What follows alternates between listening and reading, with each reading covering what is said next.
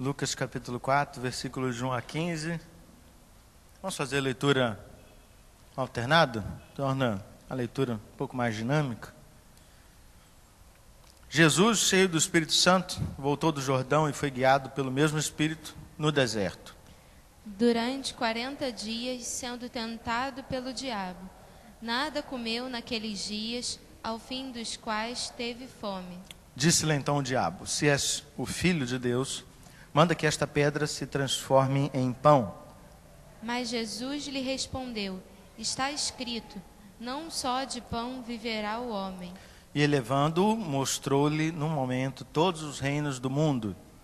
Disse-lhe o diabo: dar-te-ei toda esta autoridade e a glória destes reinos, porque ela me foi entregue, e a dou a quem eu quiser. Portanto, se prostrado me adorares, toda será tua. Mas Jesus lhe respondeu: está escrito, ao Senhor teu Deus adorarás, e só a ele darás culto. Então o levou a Jerusalém e o colocou sobre o pináculo do templo e disse: se és o Filho de Deus, atira-te daqui abaixo. Porque está escrito, aos seus anjos ordenará a teu respeito que te guardem. E eles te susterão nas suas mãos para não tropeçares em alguma pedra.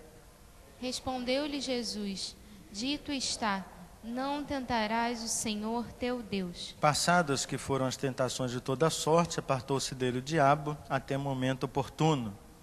Então Jesus, no poder do Espírito, regressou para a Galiléia, e a sua fama correu por toda a circunvizinhança. Todos. E E ensinava nas sinagogas, sendo glorificado por todos. Quero que você permaneça com a sua Bíblia aberta para que você olhe para o texto, enquanto vamos meditar na palavra do Senhor. A primeira coisa que nós precisamos entender é a conexão da tentação de Jesus. Ela está conectada com o quê? Qual é o fato que acontece antes da tentação de Jesus? O batismo de Jesus.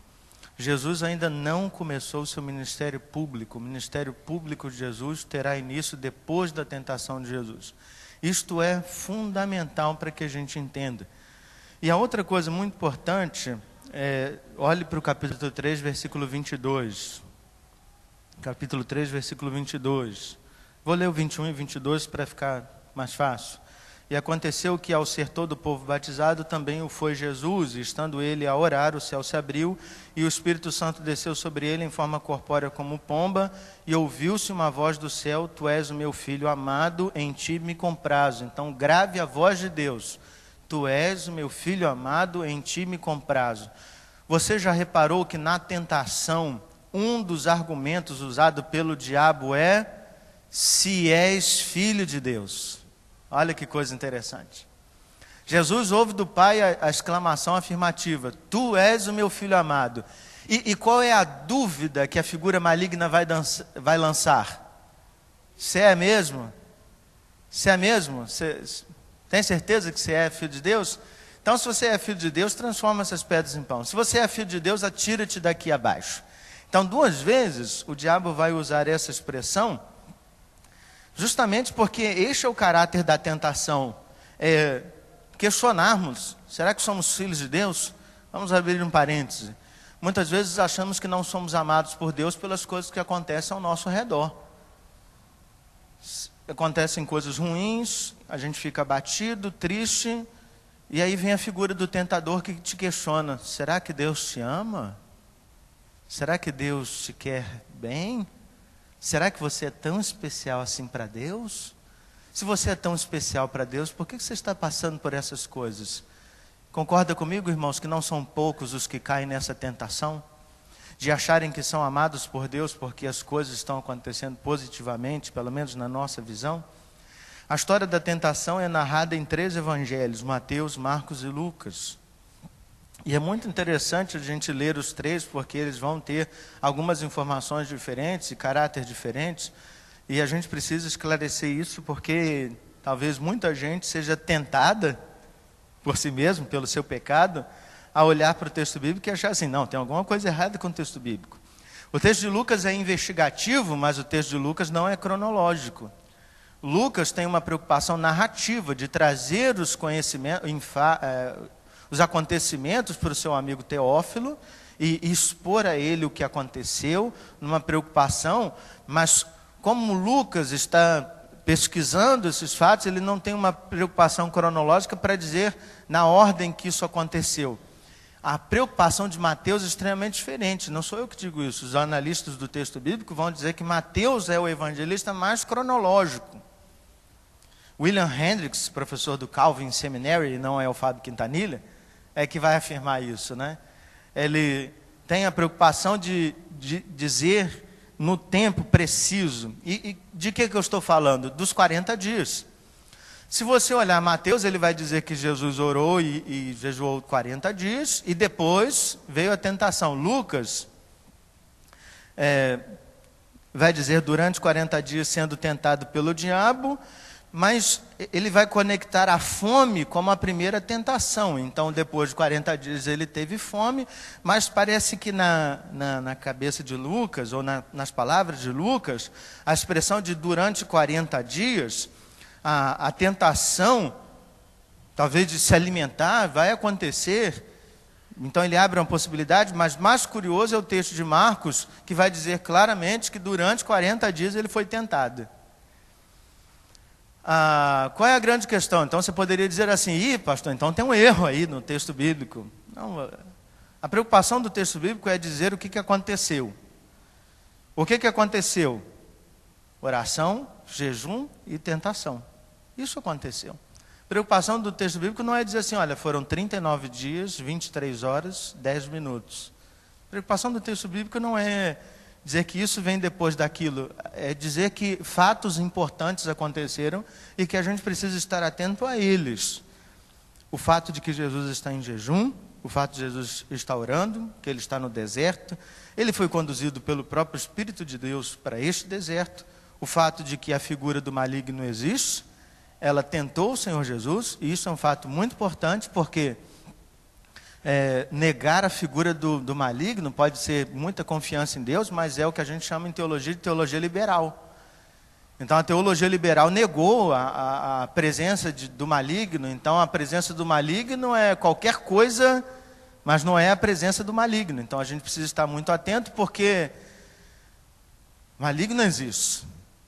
Pedro vai dizer com muita clareza que o diabo anda ao vosso redor como leão, procurando a quem possa devorar. Então é preciso entender que quando a gente não observa ou ignora, a gente finge que ele não existe, nós somos tentados sim, e a gente pode cair em pecado, e o próprio texto bíblico vai dizer que se nós não guardarmos a palavra de Deus no nosso coração, nós pecamos. Então para que nós guardamos a palavra de Deus? É para não pecarmos contra ele. Então quando a gente peca, a gente precisa entender que pecado não é vontade de Deus. Vontade de Deus é palavra de Deus. Tudo aquilo que não é palavra de Deus não é vontade de Deus. Vontade de Deus no sentido de assertivo, plano de Deus para a vida do crente. Então toda vez que falhamos, nós erramos com Deus, porque Deus esperava de nós algo que não fosse aquilo. Senão, nós seremos tão liberais ao ponto de acreditar que o pecado é uma mera coincidência teológica, e que pecamos, está tudo certo, Deus sabe disso, Ele mesmo planejou isso. Isso não é teologia, isso é liberalismo. Quando nós olhamos, então, para o texto bíblico, nós percebemos uma tensão muito interessante, é que tudo começou no mundo, né, com o primeiro Adão, e Adão estava no jardim, e a gente compara o jardim como um momento não solitário, mas um momento que você está lá, Adão não está cercado de um monte de gente, ele tem apenas Eva, e Eva, como toda mulher, falava pouco, estava lá reflexiva, certamente era assim, e apareceu a figura do maligno que vai tentá-lo. Quando a figura do maligno aparece no jardim do Éden, o homem cede e cai a tentação. O primeiro Adão caiu, mas e o segundo Adão? Jesus é o segundo Adão, e é muito interessante você fazer a comparação de que o maligno apareceu no jardim do Éden, agora o maligno aparece novamente, e você tem essas duas expressões no texto bíblico. Repare isso com muita profundidade. O maligno não aparece assim de brincadeira, nem de bobeira, ele aparece em momentos muito específicos, você vê plano de Deus para isso, porque na primeira ocasião Adão caiu, na segunda ocasião, o segundo Adão, como Paulo chama na carta de Paulo aos Romanos, Jesus não cai na tentação, ele é o plano perfeito de Deus, ele vem ser o segundo Adão e dizer não para a figura do maligno. Isso é fantástico, porque a gente então entende que o ministério salvífico de Jesus começa justamente nessa posição que ele tem de ser o rei dos reis. Existe uma questão muito complexa que a gente não pode ignorar, como é que a gente fala que Jesus foi tentado? Tiago diz que cada um é tentado pela sua própria cobiça. Que cobiça existia em Jesus, irmãos? Que cobiça existia em Jesus? Acho muito estranho a figura maligna tentar Jesus e dizer, numa mentira descarada, dizer assim, ó, todo esse reino aqui é meu. A mim me foi dada autoridade e glória. Você quer isso? Então você se prostra aqui e me adora. Jesus tem plena consciência de quem ele é, irmãos. Jesus sabe quem ele é. A outra questão muito simples para Jesus, se você pensa quem é Jesus, o diabo o coloca no alto do templo e diz assim, pula daqui para baixo, como se Jesus tivesse um espírito suicida. Pula daqui para baixo e dá ordem aos teus anjos que eles vão te segurar. Jesus sabe quem ele é. Jesus não precisa de anjos para que seja segurado. Jesus pode dizer tranquilamente, eu desço, eu flutuo até lá embaixo. Jesus tem todo o poder. Mas Jesus não quer usar isso. E quando você pensa então no caráter de tentação, de fraqueza, talvez a fome seja a única conexão com a gente, a humanidade. Porque faz sentido Jesus ter fome, mas os outros não faz muito sentido. Mas faz sentido a partir do momento que a gente entende que Jesus está ali representando a figura humana. Jesus está nos representando.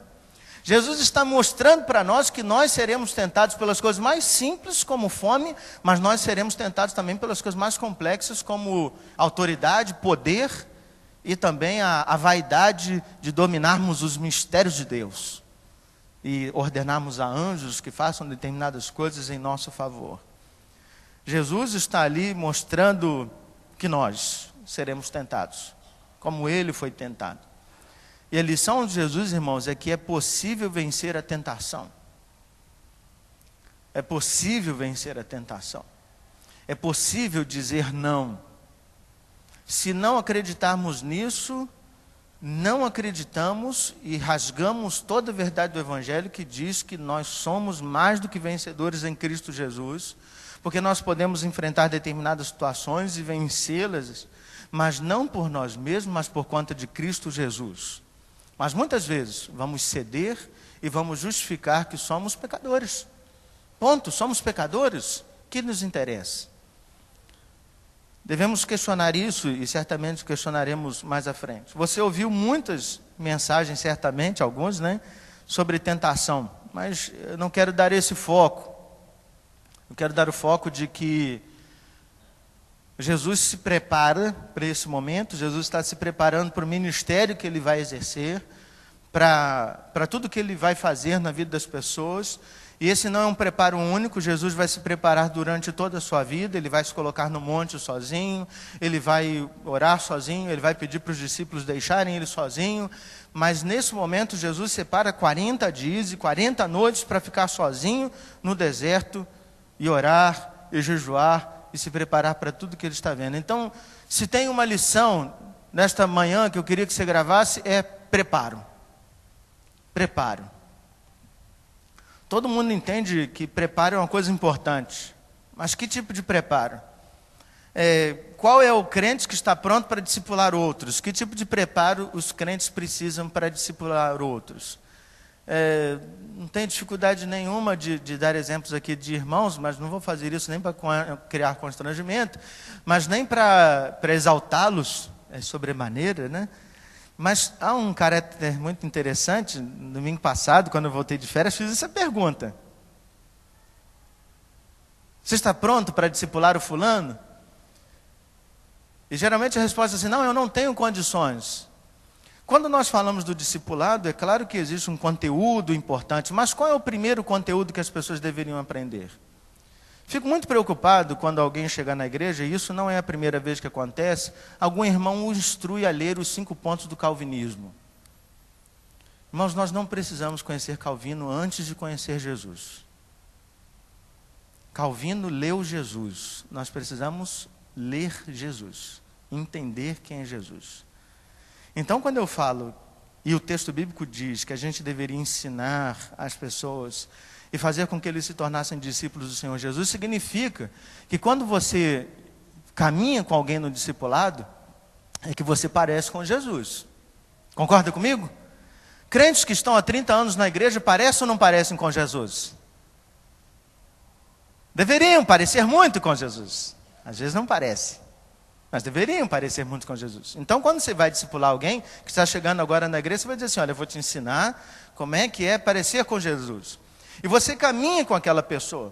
E aí aquela pessoa em determinado momento escorrega, fala um palavrão, e você como crente diz assim, olha, Jesus não falaria isso. A grande questão não é não, a igreja proíbe falar palavrão. A grande questão é assim, Jesus falaria isso? Não, Jesus não falaria isso. Então você diz para ela, Jesus não falaria isso, não fale isso. Você começa a se controlar, Jesus sentaria na mesa de um bar, pediria uma loura gelada e colocaria em cima da mesa e bateria papo com as pessoas. Jesus faria isso? Não, por que você não faz? Porque você parece com Jesus. Isso é discipulado.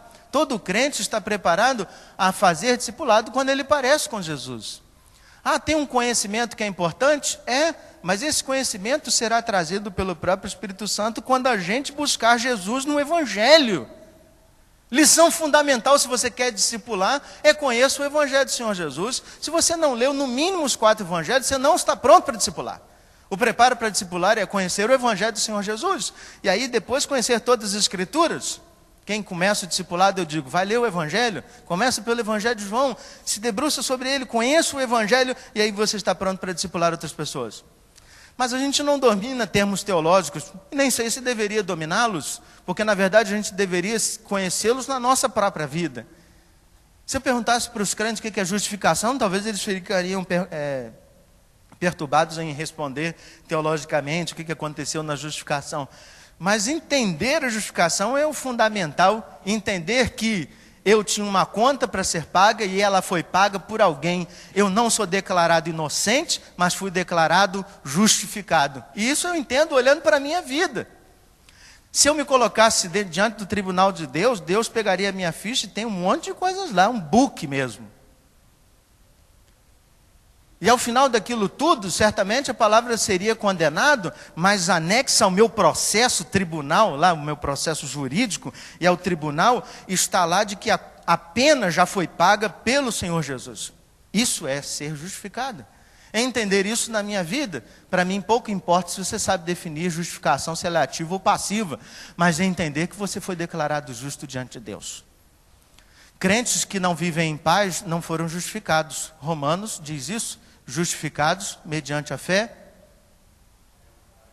temos paz com Deus. Crente que não tem paz e tem medo de ir para o inferno, ele pode ser crente há 30 anos, mas ele foi doutrinado no sistema calvinista, ensinaram para ele o que é justificação, ele só não entendeu dentro do coração o que é justificação. A grande questão é que preparo nós precisamos, é fundamental o camarada participar de escola dominical, debate, conferência. Irmãos, eu como pastor participo obrigatoriamente de 2 conferências que eu acho muito importantes para mim, e o pastor não vai passear quando faz essas coisas, a gente estuda de dia até de noite, mas é de você debater teologicamente, você se aperfeiçoar, você fazer cursos, você ler bons livros, você se preparar de um monte de formas, mas muitas vezes a gente foca nisso, e entende que o Evangelho ele vai ser melhor em nós pelo nosso conhecimento, e nós deixamos de lado uma fase importantíssima e fundamental, que é o nosso preparo espiritual. E a nossa vida é tão estranha que a gente separa a nossa vida entre secular e vida espiritual, né? As perguntas que fazem para o pastor o senhor trabalha? Trabalhar para o reino não é trabalho, né? É um prazer. Então, o pastor sempre fica preocupado e diz assim, não, eu não trabalho fora. Eu trabalho fora. Eu moro em Realengo, venho para Cavalcante. Trabalho longe, inclusive, da minha casa, né? Tenho problema do transporte, distância, tudo isso. Decidi vir de bicicleta, porque o trânsito está me estressando e está me fazendo não parecer muito com Jesus. Então, eu abandonei o carro em vários dias do meu dia e vim de bicicleta para parecer mais com Jesus. Jesus andava a pé, eu não estou muito parecido com Jesus nesse aspecto não, porque é muito distante. Mas decidi largar isso e focar. Mas a grande questão é se a gente entende que a nossa vida é uma só, o preparo espiritual é fundamental para isso. Mas como é que a gente se prepara espiritualmente? Há alguns aspectos então que Jesus utiliza que são fundamentais para a gente entender isso. E eu separei 3, mas é claro que tem muitos elementos aqui que a gente poderia destacar no texto como preparo. O que Jesus faz nesses 40 dias? Jesus ora, Jesus jejua, e certamente Jesus está buscando orientação na palavra.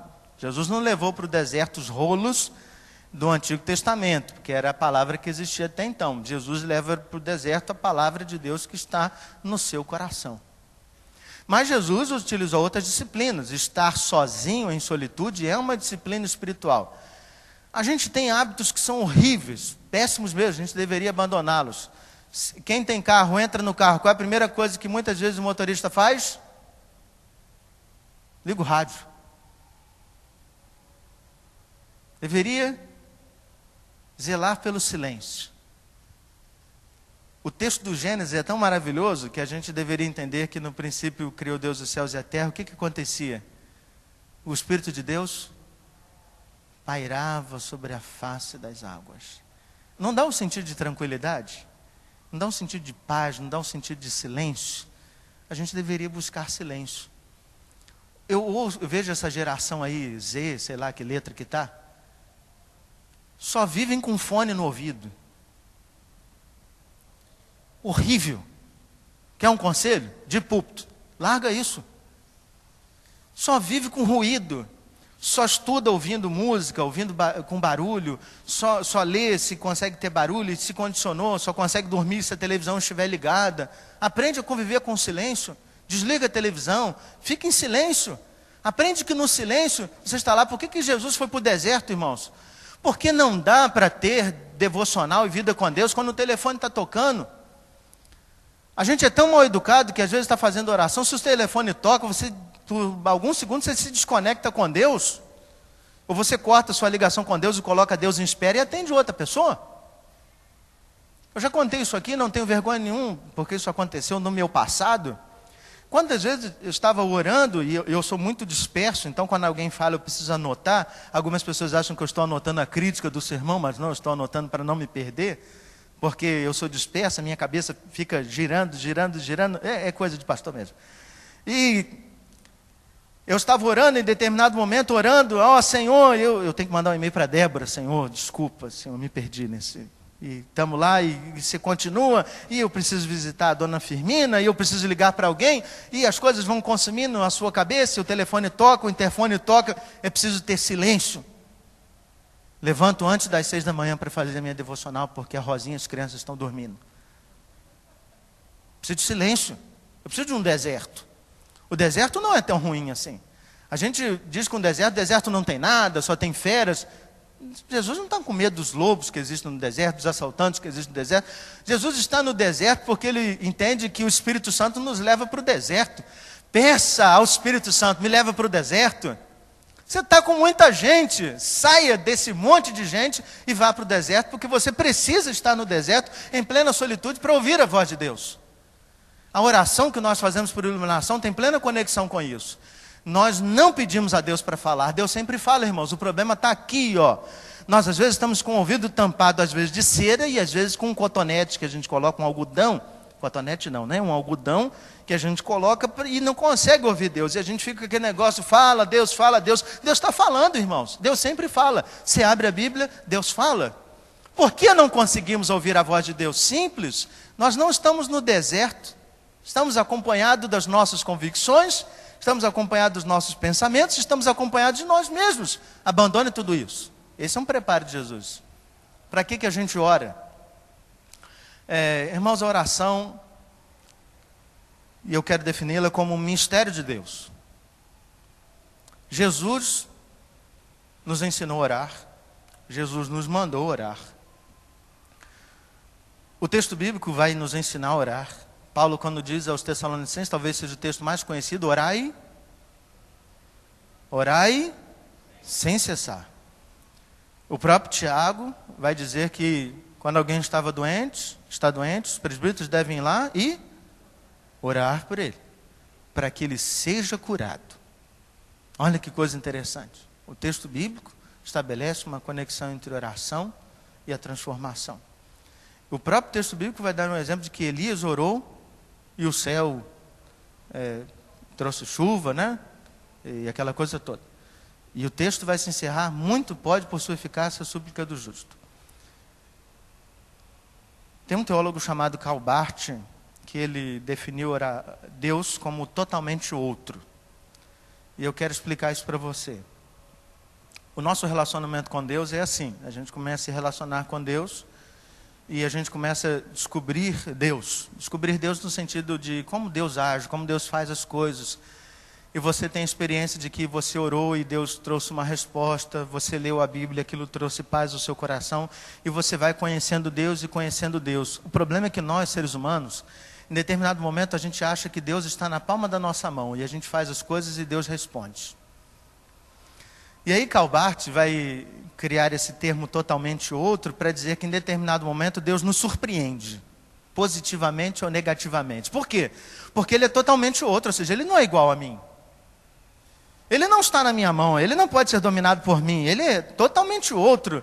Deus então me surpreende com um mistério. Então, eu quero citar um exemplo para você entender isso. Jesus estava no barco com os discípulos, estava dormindo, e os discípulos conheciam Jesus, comiam com Jesus, almoçavam. Eu fico imaginando o que é você acordar e tomar café com Jesus.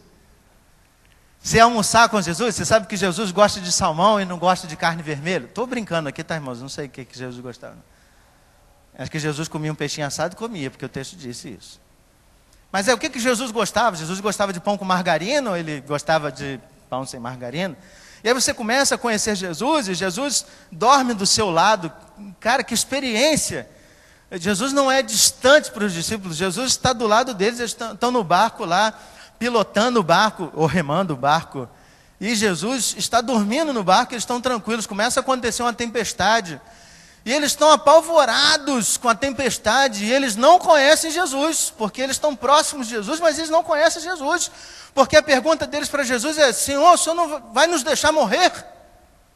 Olha como é que eles não conhecem Jesus. Se eles conhecessem Jesus, eles dizem assim: Jesus está no barco, irmão, se acontecer alguma coisa com a gente, acontece com ele também, ele tem um plano aí nesse negócio, vamos deixar rolar. Eles não conhecem Jesus, eles acordam Jesus apavorado: Jesus, acorda, nós vamos morrer. Jesus então se levanta e diz assim: vento, calma, mar, acalma, tudo acalma, discípulos acalmem também. O texto diz que os discípulos ficaram assombrados. O que é ficar assombrado? É você olhar para Jesus e fazer assim: uau, nunca imaginei que isso poderia acontecer. Eis aí o mistério da oração.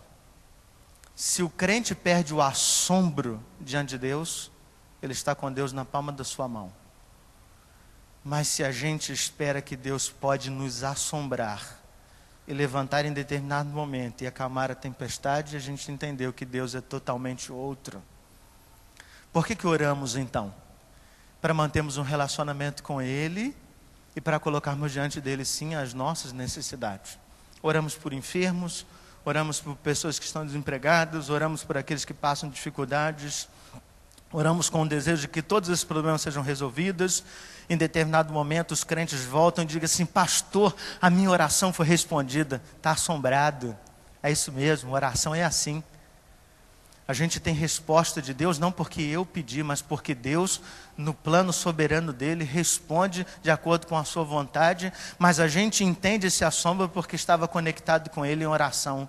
Crente que não ora, não se assombra com Deus, não tem experiência com Deus, não se relaciona com Deus. Eis a necessidade de oração. Por que Jesus está orando, meu irmão? Ele é o próprio Deus. Se a oração é só para pedir alguma coisa, ou só para colocar a nossa... Por que Jesus ora? Por que Jesus, ao ir para a cruz, está lá no Getsêmani orando, e está tão angustiado que ele chega a sair dele lágrimas de sangue? Por que Jesus tem tanta angústia de alma? Porque ele nos ensina que a gente deve orar sem cessar. Ore sem saber para que a oração está funcionando, mas ore para que colocar o seu coração diante de Deus. Você precisa ter o coração diante de Deus. Deus precisa conhecer o seu coração. O Pezzini, meu amigo e mentor que pregou aqui há algum tempo atrás, ele tem uma expressão e eu vou dizer que é dele. Ele diz assim, o nosso coração tem uma agenda oculta. Irmãos, eu achei que a ansiedade era o mal do meu coração, contei isso na última reunião do pequeno grupo de Realengo, pequeno grupo internacional, porque está lá nos confins da terra, né? Eu achei que o problema da minha vida se chamava ansiedade. Eu comecei a orar, Deus, alivia a minha ansiedade. Em determinado dia, irmãos, quando eu comecei a fazer um negócio chamado caminhada do silêncio, meio hard, meio punk, eu estou mandando meu irmão para um retiro de silêncio. E em determinado momento, senti o meu coração sem ansiedade. Como eu estou sentindo hoje, sem ansiedade. E eu fiquei tão feliz, tão radiante, que eu escrevi um testemunho de uma página, assim, direto. E mandei para o Pezzini. Como aquilo mexeu comigo, mexeu com Deus. E o Pezzini perguntou assim para mim outro dia, como é que você está agora? Descobri que eu tenho outro problema que não é a ansiedade. Eu descobri que eu sinto raiva às vezes. Mas eu não sentia raiva antes, acho que até sentia, mas a ansiedade era tão grande que eu nem conseguia sentir a raiva, porque a ansiedade tomava conta do meu coração. Tem um católico que escreveu um livro chamado Paz do Deserto, e ele tem uma expressão, ouça com cuidado, que diz assim, quando a gente fica em silêncio, coloca a nossa vida em oração no deserto, os demônios vêm em cima de nós. E ele diz assim, não tenha medo, porque os demônios vão embora, porque Jesus está com você. E se você pode demonizar, e a ideia é só de você transformar como maligno, como a ansiedade, a raiva e tantos outros sentimentos tomam conta do nosso coração e atrapalham o nosso relacionamento com Deus. Assim como Jesus está em oração, Jesus está em jejum. Se no discipulado eu preciso parecer mais com jejum, eis uma razão simples por que o crente tem que fazer jejum. Porque Jesus fazia jejum. Por que então a gente deve fazer jejum? Devo fazer jejum porque eu tenho um motivo específico? Há uma calamidade, há pobreza no Brasil? Ou temos aí uma crise que se instaura e que deve permanecer por alguns outros anos? Eu acho que você tem que fazer jejum para parecer mais com Jesus. Por que Jesus está fazendo jejum? Jesus está se preparando para o ministério que vai acontecer. Jesus sabe que alguns dias ele será tentado pelo maligno. Se você não se prepara para isso, você ignora o que Jesus fez, você está ignorando a ação do próprio no nosso Salvador. É simples. Por que devemos fazer as coisas? Porque Jesus fez. Simples. Ore, leia a palavra, jejue, vai para o deserto. Mas não somente com um motivo, para parecer mais com Jesus. A grande questão é que nós somos tão pecadores, tão miseráveis, que a gente faz isso e acha que vai se tornar melhor que alguém. Por que algumas pessoas vão orar para o monte? Porque elas acham que vai ser mais especiais e elas se institucionalizaram a oração no monte. Você vai orar no monte, vai orar no deserto, vai orar na Lagoa Rodrigo de Freitas, eu acho que é muito mais bonito, mas vai orar em algum lugar que traga paz a você em um momento de solitude para que você se conecte com Deus, vai orar na sua laje, no banheiro, em qualquer lugar, mas é importante você entender que precisa orar. Não é o lugar, não é a situação, mas é o seu coração diante de Deus. Este é preparo. Irmãos, se crente não cumpre essas coisas e tantas outras coisas, que preparo ele está tendo? Você acha que ouvir o sermão vai transformar você numa pessoa melhor durante a semana, só isso? Alguns crentes já dizem que vêm para a igreja para se ligar na tomada e recarregar a bateria. Mas recarregar a bateria com as coisas dos outros, com a experiência dos outros, e não com o que Deus mesmo tem falado para ele. Muitas vezes ele sai sem responder a pergunta, o que Deus falou para mim. Irmãos, a única coisa que um pregador não quer ouvir é que o sermão hoje foi ótimo, foi maravilhoso, pastor. Diga para o pregador, Deus hoje mexeu comigo, isso. E saia daqui fazendo. É isso que nós devemos fazer. E se você pensa então que esse preparo é fundamental, você precisa entender. A gente tem muita dificuldade, pode colocar, é com o termo graça. Porque nesse termo graça, pode passar, tem isso, acabou. A gente começou a confundir, quinta-feira eu trabalhei isso com o líder do pequeno grupo e acho que é um conceito que a igreja deveria entender. Dietrich Bonhoeffer foi um pastor luterano, na época nazista, da Segunda Guerra Mundial, e ele foi um pastor que levou muito a sério ser pastor, ser discípulo de Jesus, e ele não se rendeu às pressões do nazismo de matá-lo. Então ele começou a pregar o evangelho, escreveu muita coisa contra Hitler, e inclusive fez parte de um grupo que tentou matar Hitler. Foi preso, foi enforcado 7 dias antes do suicídio de Hitler. Que coisa, né? Não conseguiu ver o final da Segunda Guerra Mundial. Mas Dietrich Bonhoeffer diz uma coisa muito importante, falando da sua época, a gente pode aplicar ao século 21. Os crentes não entenderam o conceito de graça. Eles transformaram a graça barata, porque na época de Dietrich Bonhoeffer, eles entenderam assim, a graça está sobre nós, tudo que está acontecendo aqui no nazismo é plano de Deus e a igreja não precisa fazer absolutamente nada. As pessoas estão morrendo, tem um maluco aí que está matando todo mundo, deixa ele matar, Deus estabeleceu todos os dias da vida de cada um, então ninguém morre antes do tempo, ninguém morre de véspera, só o peru de Natal. E aí está o conceito de graça. E os crentes se guardavam apenas em oração, pedindo a Deus, e os crentes não faziam absolutamente nada. E Dietrich Bonhoeffer diz assim, isso é uma graça barata. Por que a graça é barata? Porque a gente não entendeu o sacrifício que Jesus fez por nós. Então, a gente, no caminho do discipulado, e esse é um termo que ele usa no livro que ele chama de discipulado, a gente não entende que deve parecer com Jesus, e se Jesus entregou a sua vida, nós também devemos entregar a nossa vida. Crente que não se esforça, crente que não sacrifica, crente que não diz não, não entendeu o preço que Jesus pagou. Jesus disse não, irmãos, disse não para a sua glória, disse não para estar nos céus, Jesus disse sim para estar conosco, Jesus disse sim para viver uma vida miserável, sofreu para caramba. E o crente que não entende essa graça preciosa, não entende o custo que tem no pai entregar o seu próprio filho, e esse filho morrer na cruz. Crente que não faz absolutamente nada, não entendeu o valor da graça. Não estou dizendo que você precisa fazer alguma coisa para fazer e alcançar o coração de Deus. Estou dizendo que você precisa fazer para parecer com Jesus. Jesus te salvou para isso. Isso é graça preciosa. Mas existe uma graça barata, medíocre, em que os crentes não leem a Bíblia porque eles vão para o céu. Eles continuam com seus pecados porque eles vão para o céu e foram salvos por Jesus. Eles continuam com a sua vida medíocre de oração e palavra de Deus porque eles continuam sendo eleitos e escolhidos por Deus. Mas não leram Romanos capítulo 6. Haveremos de pecar para que a graça seja mais abundante? Claro que não.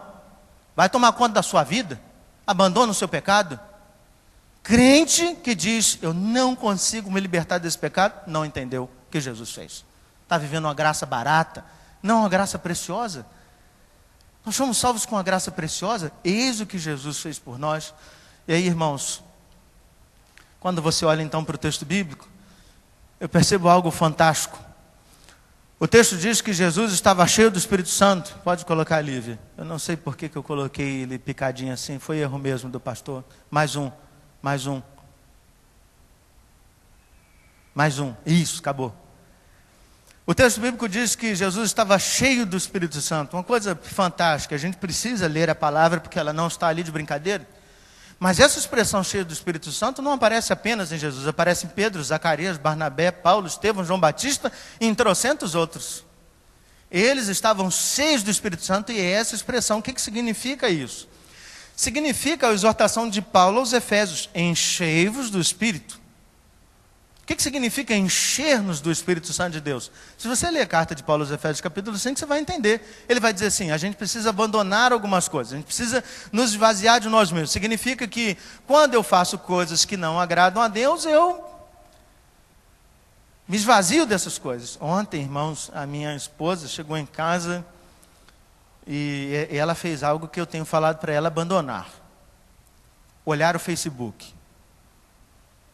Acho que o Facebook está fazendo os nossos irmãos pecarem. Eu estou falando muito sério. Aí ela veio mostrar para mim uma foto que um irmão nosso, da nossa igreja, postou no Facebook. Algo extremamente perverso, pecaminoso, mas que postou em tom de brincadeira. O pior é quando você olha e os crentes curtiram. Alguns comentaram. Aquilo traz tanta tristeza no meu coração, sabe por quê? Se você cortasse alguns momentos que você passa no Facebook, você pecava menos. Decisão que você precisa tomar? Irmãos, não vou dizer para você se descadastrar do Facebook não, mas faça como eu. Você entra lá e vai começando a tirar aqueles que postam bobagem. Pare de segui-los. Você pode até ser amigo deles, mas há uma opção no Facebook que diz assim, deixar de seguir. Clica lá e diz assim, não querem receber informações dele. Ele é seu amigo para ele não ficar triste com você? Senão as pessoas ficam sentidas, né? Pô, esse pastor cortou amizade comigo, não é mais meu amigo, tá? Continua sendo amigo dele, mas clica lá, deixar de seguir. Não quero saber o que ele pensa, porque o que ele pensa hoje não me interessa. Não parece.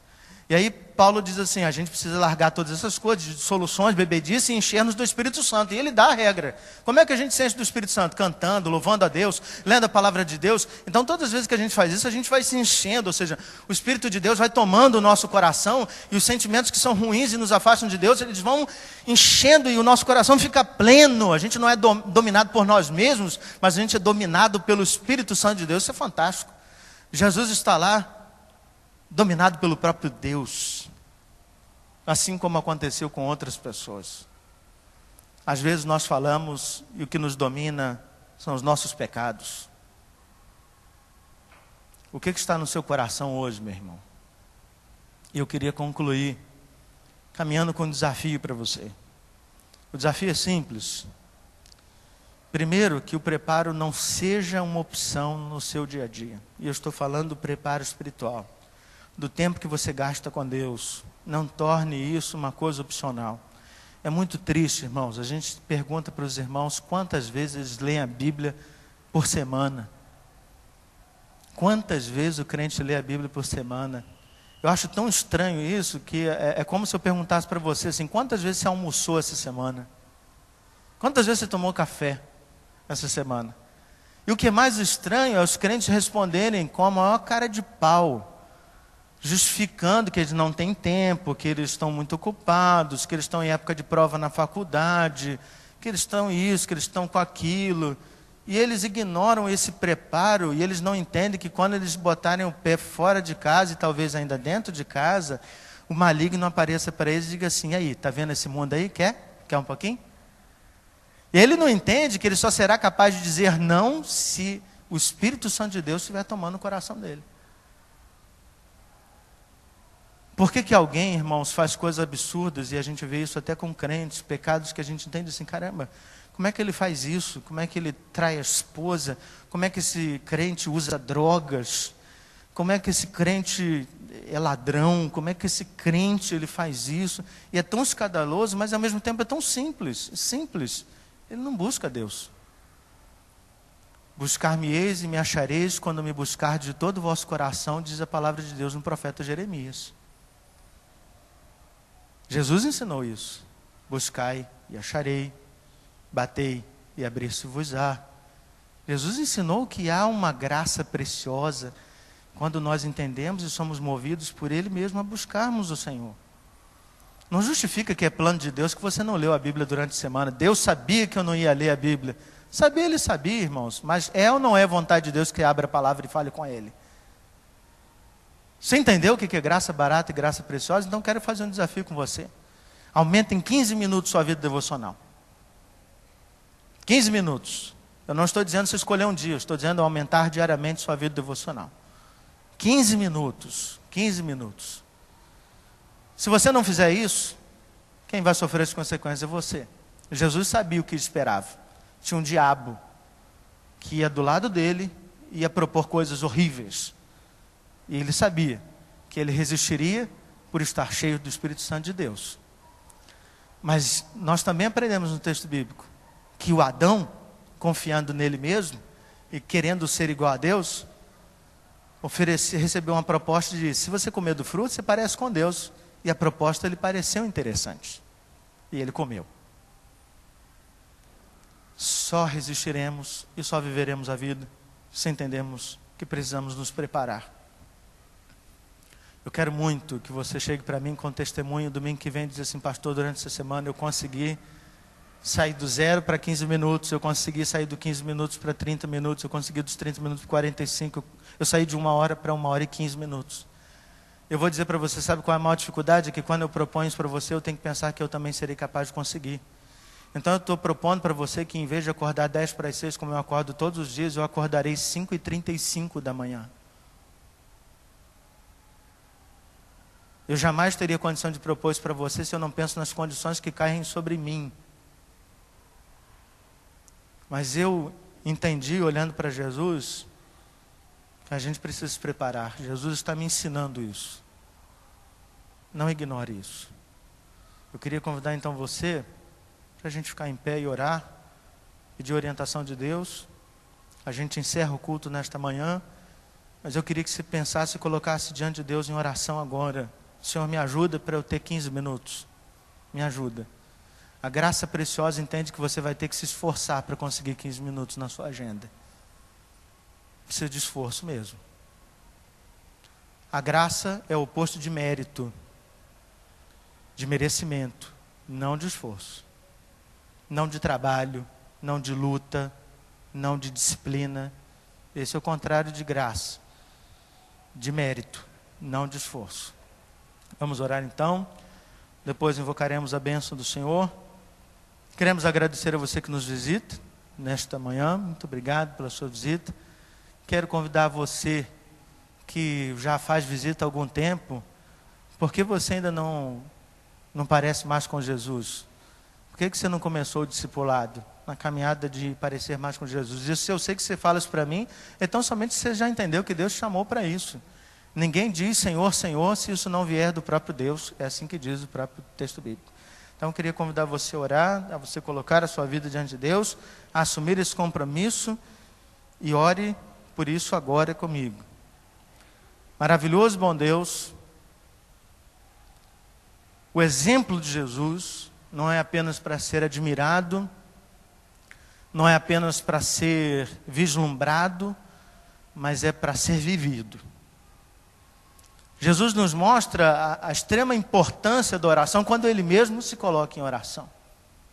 Se não fosse assim, por que Jesus estava orando? Por que Jesus estava jejuando? Por que Jesus estava buscando orientação na palavra?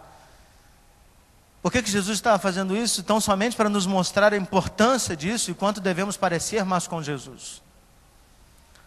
Às vezes, decidimos, e quando eu falo decidimos, é porque há uma motivação que é nossa de enfrentar as tentações por nós mesmos e achamos que nós mesmos seremos capazes, tão somente porque fomos salvos pelo Senhor, então ignoramos toda a fase de preparo.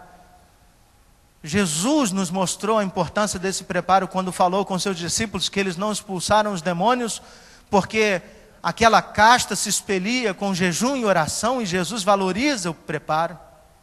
Mas como nós muitas vezes ignoramos esse preparo, a leitura da tua palavra, e achamos que é até um bônus ter lido a palavra do Senhor ou falado contigo em oração alguns dias da semana, mas muitas vezes deixamos de nos alimentar da tua palavra e nem entendemos como saímos fracos para o mundo, fracos não apenas de nós mesmos, porque somos sempre fracos, mas confiando em nós mesmos, achando que somos fortes, mas no fundo somos fracos, miseráveis. Ó Deus, tem misericórdia de nós. Tem misericórdia de nós para que o nosso olhar sobre nós mesmos aponte para a nossa fraqueza, que somos pequenos e que precisamos do Senhor. Ajuda, Senhor, ajuda-nos, porque certamente não será fácil levantar 15 minutos antes, ou ler 15 minutos mais, ou ter momento devocional desse tempo. Mas pedimos, ó Deus, tem misericórdia de nós e ajuda-nos, precisamos do Senhor. Precisamos desse tempo, precisamos de preparo. Ajuda-nos, enche-nos com Teu Espírito. E cheios do Teu Espírito, entendemos que o nosso coração será dominado pela Tua vontade e não a nossa vontade. E assim, ó Deus, ajuda-nos a caminhar, fazendo aquilo que é a Tua vontade. Não só hoje, mas para todo sempre, ó Deus, até que o Senhor volte para nos buscar. E que a graça e a paz de nosso Senhor e Salvador Jesus Cristo O amor de Deus, o nosso eterno, bendito e único Pai, o poder, a comunhão e a consolação do Espírito Santo sejam com todos nós, irmãos, e com todo o povo de Deus espalhado por toda a face da terra, não só hoje, mas pelos séculos dos séculos.